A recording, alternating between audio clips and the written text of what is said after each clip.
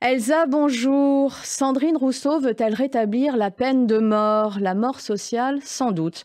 La scène se passe à l'Assemblée nationale dans le cadre de la commission d'enquête sur les violences dans le secteur de la culture voulue par Judith Godrèche et que la députée écologiste préside. Les auditions ont commencé le 5 novembre. La semaine dernière, François Mergier, directeur de la production à Studio Canal, et Laurent Acide, directeur des acquisitions de Canal+, sont entendus.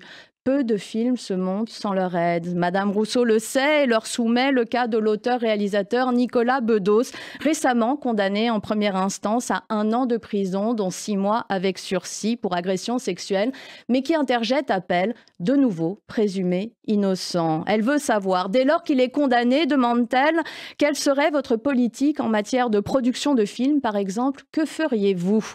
Et Sandrine Rousseau de baffer ainsi le travail judiciaire et le sens de la peine, qui veut protéger la société, bien sûr, mais aussi permettre la réinsertion de l'individu. Faut-il interdire à Nicolas Bedos de travailler à vie?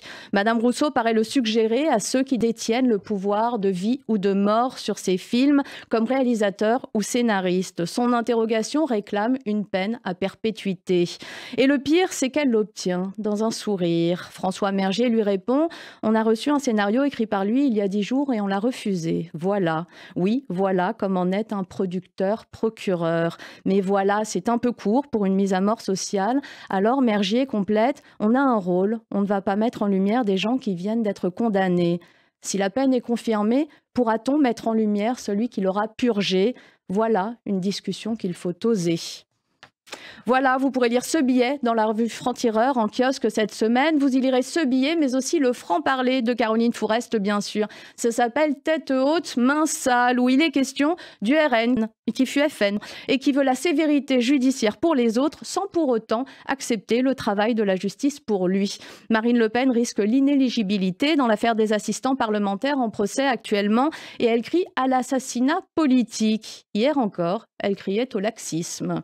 Fini l'impunité, c'est d'ailleurs notre une cette semaine, tour d'horizon des soutiens du RN qui racontent absolument n'importe quoi et d'une réalité qui est que personne n'est au-dessus des lois.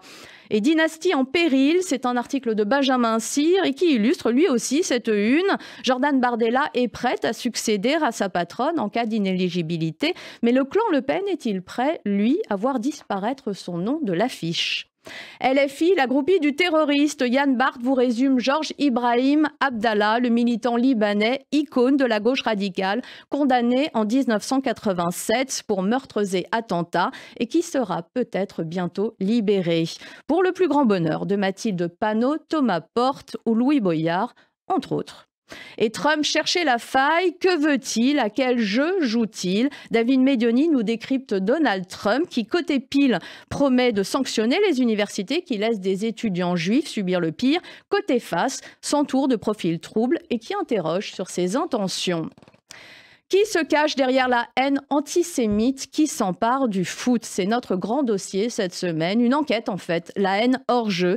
Et c'est signé Jérémy Chiche-Portiche et Nora Bussini. Un dossier pour comprendre comme des antisémites très politiques, proches de Soral ou de l'Iran, jouent un rôle trouble dans la radicalisation et la polarisation du football français.